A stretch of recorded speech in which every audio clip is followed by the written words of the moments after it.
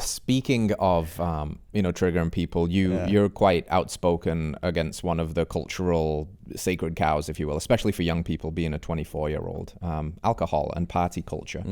And, one of your quotes when you were addressing this topic is, "To be lame in the eyes of somebody that I would never want to be like is nothing but an absolute success." Yeah.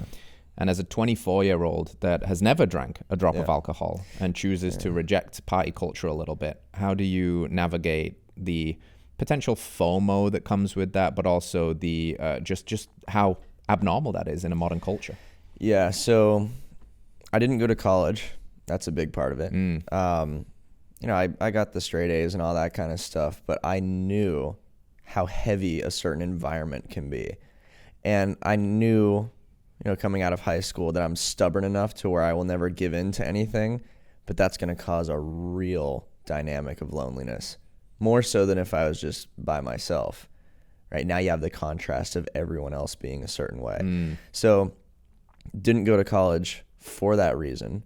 Wanted to pursue my own things. I've known who I am for a really long time. The drinking thing is interesting because if you look at it closely enough, it's pretty obvious what it is. It's just people wanting to distract themselves from what's actually going on with them. It's the perfect means of doing that. It's also the perfect means of connection. You literally have to do not shit to connect with somebody. Yeah. If you just go out, everyone's drinking, everyone's on the same wavelength, sweet. Right. You know what's really hard to do is connect with people that have really great character and are amazing people. Because first of all, you have to be that way yourself if you're really going to connect with those people. And they're hard to find. Yeah. Right. So it's a very cheap means of a lot of different things.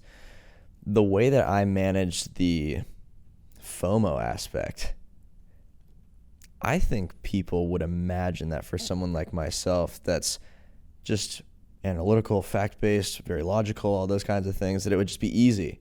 Oh, these people, I don't want to be like them. Easy, I'm not going to act like them. Fine, I don't want anything to do with that.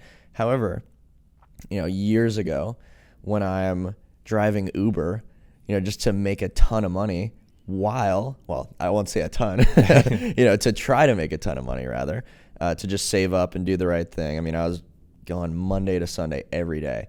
And I lived 2 minutes from a college campus. So I'm not in school, not doing the normal thing, building up the social media. I had been living my lifestyle for years and years up to this point.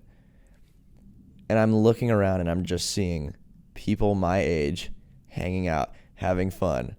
Oh, this dude's walking down the sidewalk with some girl and they're going to this restaurant and it's 20 people and they're having some party and they're doing. And the feeling is it's a movie moment, but it's your own movie moment. And it's not a good one. And it's just the pit in your stomach of, oh, I miss out on everything. All of the things I miss out on.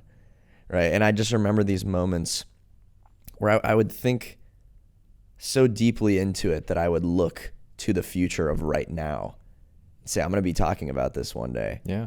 Right. And I know I'm going to be reflecting on these moments, but it was just the, gripping my steering wheel, wanting to break the damn thing in half because I hate what's going on. I know that I have ideas. I know that I want to make an impact. I know that I do things differently than most people.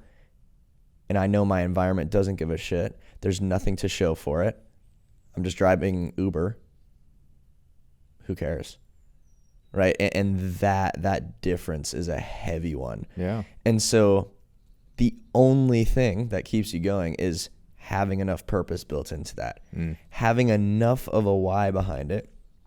And not in just kind of a cheap, find your why that people throw around. A real reason is the only thing that can propel you to be in those moments and then keep going. Yeah. Right. And so it's one notch ahead. It's not this easy, oh yeah, screw them. I don't want to be like them.